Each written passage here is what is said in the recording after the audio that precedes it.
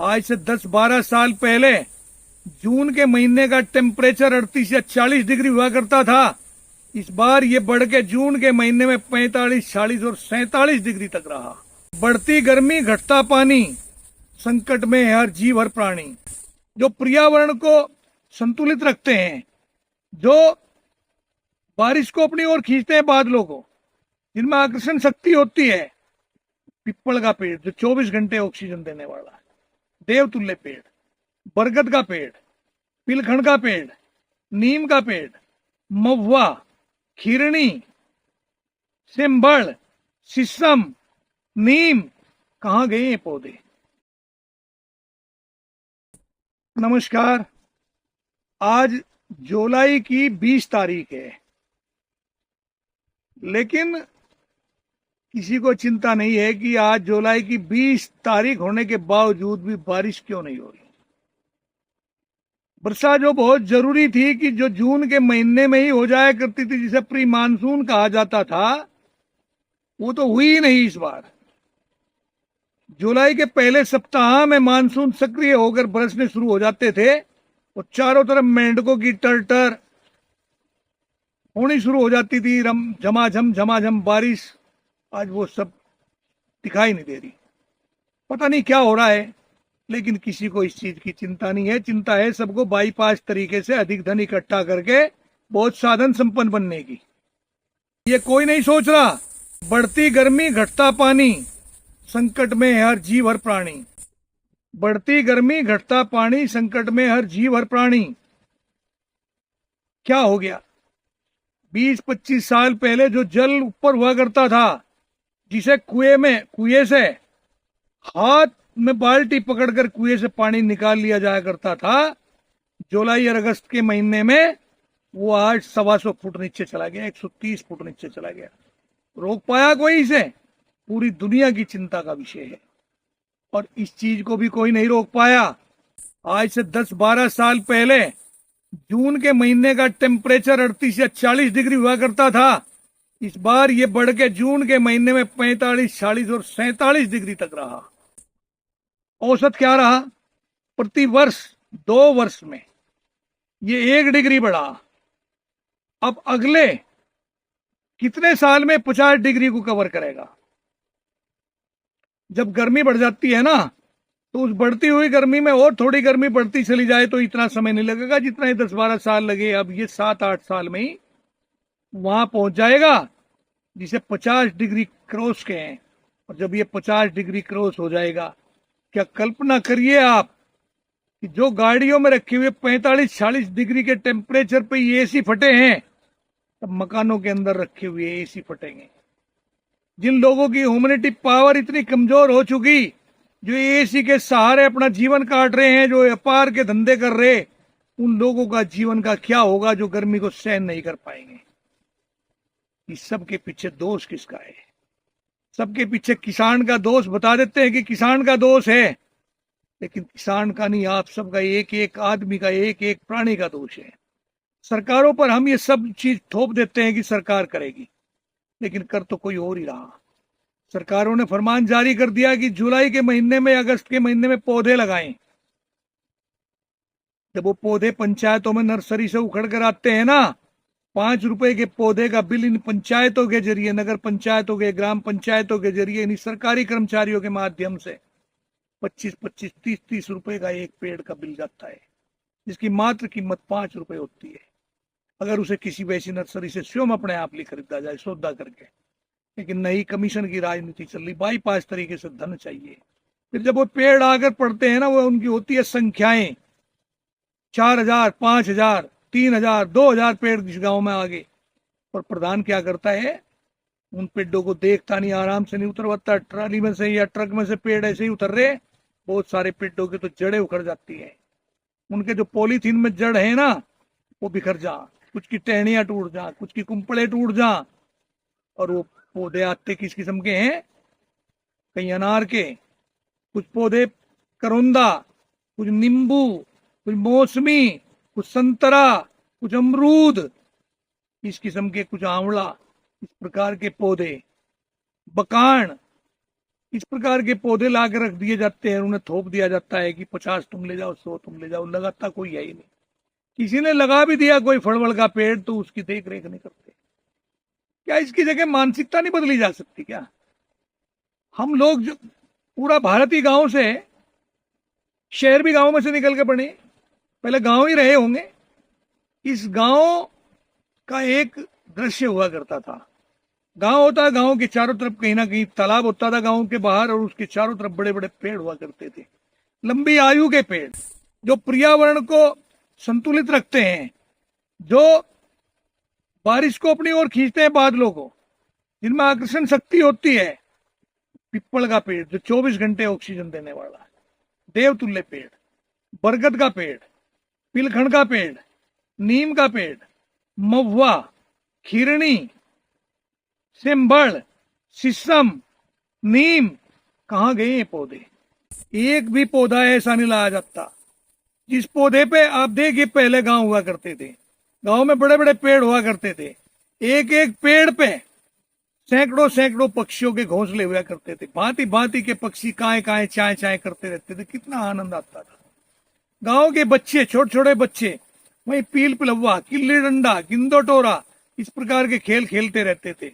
एक तरफ उसी पेड़ की छांव में बंडेले या सांग करने वाले लोग बाग या नक्काल अपने अपने प्रोग्राम करते रहते थे, वही लोग ताश खेलते रहते थे, कुछ लोग चारपाई बिछाकर पड़े थे, दोपहर में सोया करते थे।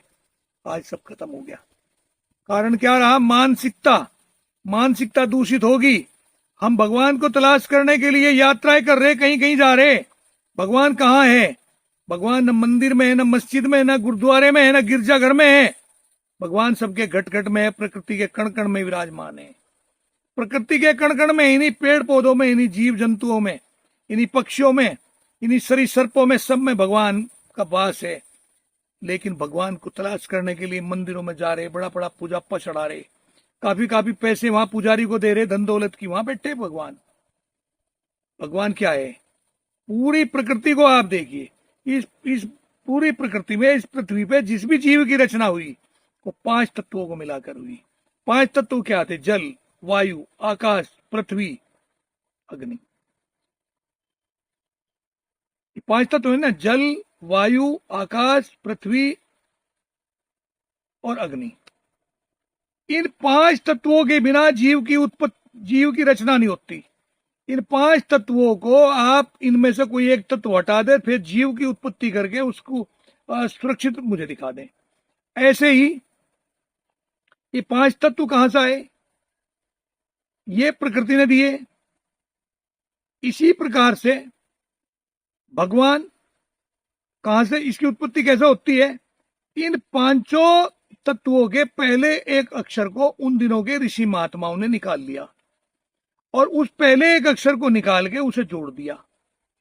जैसे कि IAS, PCS, MD, MLA, MP, BSF, ये किसी एक बड़े नाम का शॉर्ट रूप है। इसी प्रकार से उन 5 तत्वों के पहले नाम को निकालकर जो शब्द रखे गए, उनको जब जोड़ा और उसे बोला गया तो मुंह से निकला भगवान। 5 शब्द हैं भगवान में।